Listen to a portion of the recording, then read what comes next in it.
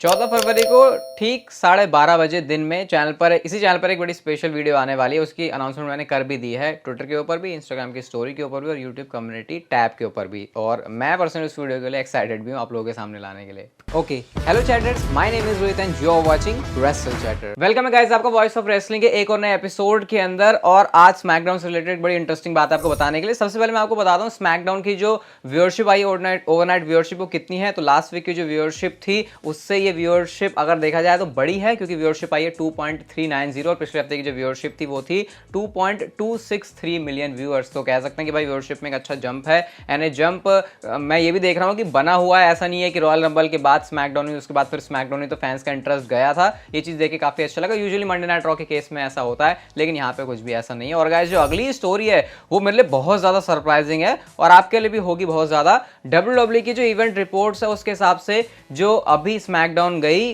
वो वो जो है डब्ल्यूडब्ल्यूई का हाईएस्ट ग्रॉसिंग इवेंट है डब्ल्यूडब्ल्यूई की मार्केट हिस्ट्री के अंदर। यानी कि किसी एक स्मैकडाउन के शो से इतने ज्यादा नोट छापने वाली चीज डब्ल्यूडब्ल्यूई ने इस वाले स्मैकडाउन के एडिशन से की है। अब मैं सोच रहा हूं कि ऐसा क्यों था, तो जब मैंने इसके बारे में और डिटेल्स देखी तो मुझे पता चला कि एक तो पहली बात जो पूरा क्राउड है वो सोल्ड आउट था और इस यहाँ पे जो टिकट प्राइसिंग थी वो भी काफी ज्यादा थी डब्ल्यूडब्ल्यूई के वीकली शो या फिर स्मैकडाउन के शो के हिसाब से। तो इस वजह से ये जो डब्ल्यूडब्ल्यूई का जो है हिस्ट्री में सोच रहे हो, मतलब ऐसा लग रहा है कि इतना रैंडम सा शो है लेकिन अचानक से ये इतने सारे पैसे कमा के दे रहा है डब्ल्यूडब्ल्यूई को। और इससे हमको एक चीज पता चलती है कि इस बार फैंस काफी इन्वेस्टेड है रोड टू रेसलमेनिया के अंदर। ऐसा नहीं है कि हाँ उनको मजा नहीं आ रहा है स्टोरी लाइन एंगल्स को देखने में। और वैसे भी स्मैकडाउन 2 घंटे का शो होता है, यहाँ पर main storyline Sami Zayn वाली चली जो कि इतना ज्यादा ओवर है। तो सैमी ज़ेन ये कह सकते भाई मेरे दौर के अंदर जब सबसे ज्यादा हॉट टॉपिक मैं था तब डब्ल्यूडब्ल्यूई का हाईएस्ट ग्रॉसिंग स्मैकडाउन का इवेंट बना है। इसके बारे में अगर आपके कुछ कमेंट्स है तो आप लोग मुझे बता सकते हो इस वीडियो के कमेंट सेक्शन के अंदर। हम चलते हैं गाइस अपनी अगली स्टोरी की तरफ। और आपके लिए एक तरीके से रिमाइंडर है, 50 दिन रह गए हैं अब रेसलमेनिया को होने में। अब से 50 दिन के बाद, अब 50 थोड़ा सा और कम हो गया है, रेसलमेनिया का जो शो है वो होने वाला है। और इसकी डेट भी गाइस आपको बताया था डब्ल्यूडब्ल्यूई इंडिया का जो नहीं टाइम भी बताया था 2 अप्रैल और 3 अप्रैल को डब्ल्यूडब्ल्यूई इंडिया के अकॉर्डिंग, क्योंकि यहीं से हमको इंडियन स्टैंडर्ड टाइम पता चलता है IST के अकॉर्डिंग, 5:30 से ये जो रेसलमेनिया का शो शुरू होगा। मेरे ख्याल से 4 घंटे की डब्ल्यूडब्ल्यूई की प्रोग्रामिंग हो सकती है, बहुत ज़्यादा एक्सटेंड हो गया शायद 5 घंटे की, लेकिन इतना लंबा रखना नहीं चाहिए डब्ल्यूडब्ल्यूई को, क्योंकि तभी डब्ल्यूडब्ल्यूई की 2 नाइट्स का इवेंट करवाने का मतलब है। एंड शायद हम भी इसके लिए कुछ स्पेशल प्लान कर दें। देखते हैं आगे जाके इसके बारे में क्या होगा, कुछ होगा तो बताऊंगा आपको चैनल के ऊपर। अगली स्टोरी की तरफ गाइस हम लोग चलते हैं। और पॉल हेमन ने रोमन रेंस के कैरेक्टर के बारे में बात करी कि रोमन रेंस का कैरेक्टर है कैसे। अब गाइस इसको जरा ध्यान से सुनना, क्योंकि इससे हमको पता चलता है जब किसी सुपरस्टार को पॉलिश किया जाता है, फिर उसका कैरेक्टर लेके आ जाता है, फिर रीपैकेज किया जाता है, तो उसके पीछे कैसे पूरी रिसर्च, पूरी मेहनत, बात चलती है। बैठ के चीज डिसाइड हुई कि रोमन रेंस एक ऐसा कैरेक्टर होगा जो कि ट्राइबल चीफ है, यानी कि सबका नेता है। वो आइलैंड ऑफ रेलेवेंसी पे बिलोंग करता है, यानी कि जो भी उसके पास आएगा उससे रेलेवेंट हो जाएगा और काफी सारी जो ड्यूटीज हैं उसको फुलफिल करनी है, उनके पास काफी सारी ऑब्लिगेशन है और इस चीज का बर्डन लेके कैरेक्टर चलता है। लेकिन इसके साथ साथ जो बंदे हैं वो इस चीज में रोमन रेंस को सपोर्ट करते हैं। तो ये जो आपको कैरेक्टर है यही इस समय रोमन रेंस का ट्राइबल चीफ वाला देखने को मिलता है। ऐसा नहीं था कि डब्ल्यूडब्ल्यूई ने या फिर पॉल हेमन ने रैंडमली कुछ सोचा कि रोमन रेंस है इसको थोड़ा ऐसा लीडर वाला बना देते हैं। नहीं, ऐसा नहीं था। जब कैरेक्टर की शुरुआत हुई थी उसी पॉइंट से सारी चीज सोच ली थी कि रोमन रेंस ट्राइबल चीफ होगा। उसके बाद ये जो है काफी सारा बर्डन लेके चलता है अपनी फैमिली का,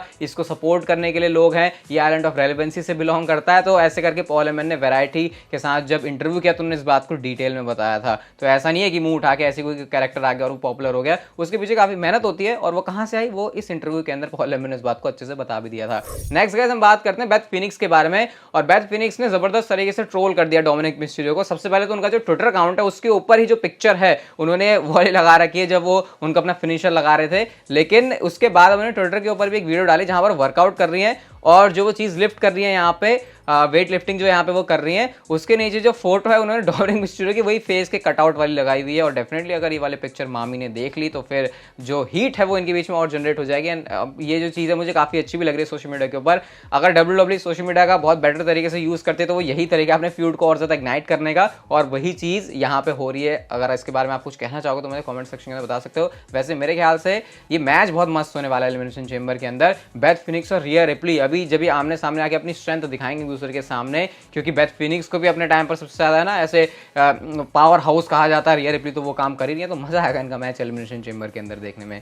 रोमन रेंस के फैंस को भी मज़ा आने वाला है, क्योंकि गाइस डब्ल्यूडब्ल्यूई ने ऑफिशियली, डब्ल्यूडब्ल्यूई ने तो नहीं, एंटरप्राइज सेंटर जो एरेना है 20 तारीख को मंडे नाइट रॉ का जो एपिसोड होने वाला है 20 मार्च को, वहाँ के लिए ऑफिशियली रोमन रेंस एडवर्टाइज हो गए हैं। और ये जो है रेसलमेनिया से कुछ टाइम पहले का शो है, यानी कि आई थिंक मेरे ख्याल से 2 हफ्ते पहले का शो होगा रेसलमेनिया से, मतलब इसके बाद एक और रॉ होगी, लेकिन उससे पहले वाले रॉ के अंदर आप लोग इस ट्वीट के अंदर देख सकते हो रोमन रेंस को ऑफिशियली एडवर्टाइज किया जा चुका है। और वैसे भी मुझे लगता है कि काफी सारे शोज के ऊपर रोमन रेंस अपीयर होंगे, तो सिर्फ अभी एक एडवर्टाइजमेंट है, क्योंकि कोडी रोड्स के साथ भी उनको फ्यूड करनी है। Cody Rhodes Monday night raw के सुपरस्टार हैं, या कहीं ऐसा तो नहीं रोमन रेंस इतने बड़े वाले ट्राइबल चीफ है कि वो रॉ के ऊपर आ ही नहीं रहे, बल्कि कोडी रोड्स खुद से उनसे फ्यूड करने आएंगे स्मैकडाउन के ऊपर। मेरे ख्याल से अगर डब्ल्यूडब्ल्यूई एक बैलेंस ढूंढ ले कि कोडी रोड्स भी स्मैकडाउन के ऊपर जा रहे हैं, रॉ पर रोमन रेंस भी जा रहे हैं, ऐसा नहीं कि हमेशा एक ही सुपरस्टार दूसरे ब्रांड के ऊपर जा रहा है, तो वो डब्ल्यूडब्ल्यूई के लिए एक परफेक्ट बैलेंस होगा। वैसे ये चीज में डब्ल्यूडब्ल्यूई माहिर है, क्योंकि अब बिल्ड उनको पता है अच्छा बनाना है इसका, और रेसलमेनिया की बिल्ड में तो शायद डब्ल्यूडब्ल्यूई कोई कमी छोड़ेगी, स्पेशली रोमन रेंस की स्टोरी लाइन के अंदर। हमने स्मैकडाउन के एपिसोड में देखा था कि बैक स्टेज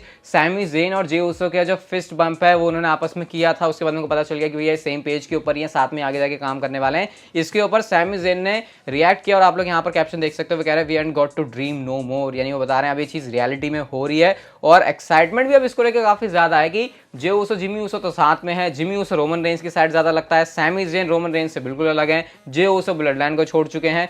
तो बड़ा इंटरेस्टिंग होगा आगे देखना कि अब ये स्टोरी लाइन किस तरीके से आगे अनफोल्ड होती है हमारे सामने। मजा तो तब आएगा अगर सैमी ज़ेन ने कुछ सरप्राइज कर दिया फैंस को एलिमिनेशन चेंबर के अंदर, क्योंकि दोनों चैंपियनशिप ऑन द लाइन है इस मैच के अंदर। नेक्स्ट गाइस, आपको एक बड़ी डार्क साइड दिखाता हूं मैं सोशल मीडिया की, या फिर एक इन्फ्लुएंसर होने की, या फिर एक पब्लिक फिगर होने की, जो कि आपको इसको कहना हो। बैरन कॉर्बिन ने एक स्क्रीनशॉट शेयर किया, आई थिंक ये ट्वीट ही है, अब शायद ट्वीट डिलीट हो चुका है, जहां पर एक बंदा कह रहा है कि अगर डब्ल्यूडब्ल्यूई के अंदर कोई ऐसा पर्सन है जिसको अभी भगा दो कंपनी से, उसको बिल्कुल है ना कंपनी को कोई टेंशन नहीं होगी उसका नाम हटा के भी, तो बैरन कॉर्बिन है। और मुझे सबसे ज्यादा मजा तब आया था जब पैट मैकेफी ने मजाक उड़ाया था बम एस कॉर्बिन कह के बैरन कॉर्बिन को। तो मतलब ये ऐसा ट्वीट नहीं है कि बंदा ऐसे कर रहा हो कि भैया वो सच में वो सिर्फ ऐसे ना कैरेक्टर को हेट कर रहा हो, बल्कि वो पर्सन को ही हेट कर रहा है। और कॉर्बिन ने इसके ऊपर रिएक्ट भी किया, seriously some people just make mistake, I will never understand what's wrong with you. और ये सही बात भी है, मतलब कॉर्बिन का ऑन स्क्रीन कैरेक्टर ही ऐसा है, रियल लाइफ में हर कोई बंदा ऐसा, रियल लाइफ में कोई भी बंदा डब्ल्यूडब्ल्यूई के अंदर ऐसा नहीं होता तो फिर उसके कांडम को अलग से पता चल जाते हैं।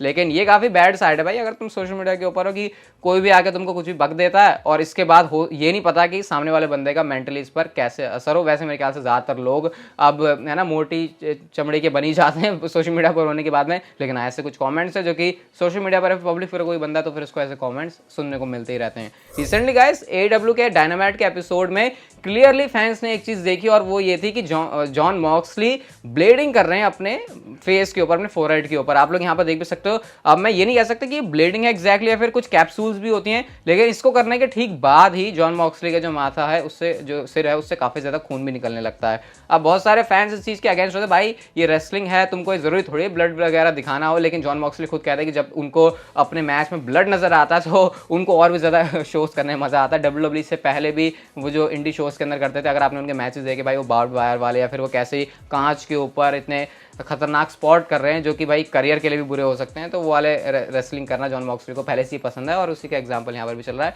कुछ कहना चाहोगे आप इसके बारे में, क्या है सही है गलत है, मतलब क्या है, मुझे आप लोग कमेंट सेक्शन के अंदर बता सकते हो। हम चलते हैं गाइस हमारी आज की नेक्स्ट एंड फाइनल स्टोरी की तरफ, जो कि आपके चेहरे पर एक बड़ी ऐसी मुस्कान लेके आ सकती है। अब रैंडी ऑर्टन के स्टेटस के बारे में हमको कहीं से कुछ नहीं पता चल रहा था, ये पता था कि शायद अब डब्ल्यूडब्ल्यूई ने रेसलमेनिया के लिए प्लान तो नहीं किया रैंडी ऑर्टन के लिए, लेकिन वो प्लान कर लेंगे। फिर काफी सारे रिपोर्ट्स ये कहते हैं कि भाई उनको तो बड़ी सीरियस इंजरी है, अभी तो उनको बहुत लंबा टाइम लगेगा रिकवर होने में। लेकिन गाइस ये क्या अकाउंट है इसका, लैटिन स्टार करके, ये डब्ल्यूडब्ल्यूई कंपनी के लिए जो भी बूट्स वगैरह हैं उसको बनाते हैं। और उन्होंने गाइस इस बात को बताया कि रिसेंटली डब्ल्यूडब्ल्यूई ने मुझे कांटेक्ट किया था अपने डब्ल्यूडब्ल्यूई रिटर्न के बारे में, और वो चाहते हैं बूट्स बनवाना अब रैंडी ऑर्टन खुद इनसे। तो अब ऐसा कोई सुपरस्टार कब करेगा, रैंडी ऑर्टन इतने टाइम से टेलीविजन से गायब हैं, तो अगर अब वो उनको बोल रहे हैं भाई ऑर्डर दे रहे बूट्स बनवाने का, तो उसका मतलब कि ये जो चीजें हैं रैंडी ऑर्टन के रिटर्न की वो शायद बहुत ज्यादा क्लोज है। इवन उन्होंने ये भी बताया था कि उनको आज ऑर्डर भी मिला है रेसलमेनिया के लिए कोडी रोड्स के बूट्स बनवाने के लिए। तो इसका मतलब कि अगर आप जाके रैंडी ऑर्टन इस चीज की डिमांड कर रहे हैं, ऐसा तो है नहीं भाई घर में पहन के रैंडी ऑर्टन घूम रहे होंगे, ये सिर्फ वो तभी पहनते हैं जब वो इन रिंग कॉम्पिटिशन के लिए जाते हैं, लड़ने के लिए जाते हैं। तो फिर ये शायद एक बहुत तगड़ा वाला साइन है, पहली बार ऐसा कि रैंडी ऑर्टन बड़े क्लोज हैं अपने डब्ल्यूडब्ल्यूई के रिटर्न के। अगर इस टाइम पर वो मांग रहे हैं, रेसलमेनिया पास है, मुझे नहीं लगता कि अगर रेसलमेनिया के बाद होता तो ऐसा कुछ ऑर्डर रैंडी ऑर्टन की तरफ से अभी दिया जाता बूट्स के लिए। तो शायद ये एक पूरा हिंट है कि रेसलमेनिया के अंदर तो डेफिनेटली रैंडी ऑर्टन की अपीयरेंस होने वाली है और शायद उनका रिटर्न उससे पहले हो सकता है अपनी रेसलमेनिया की फ्यूड बिल्ड करने के लिए। कोई नाम है आपके दिमाग में जो रैंडी ऑर्टन को फेस करना चाहिए रेसलमेनिया, मुझे आप लोग बताना कमेंट सेक्शन के अंदर। ये वीडियो गाइस अगर आपको अच्छी लगे तो like share subscribe, notification bell को ऑन कर दो and see you guys in my next video.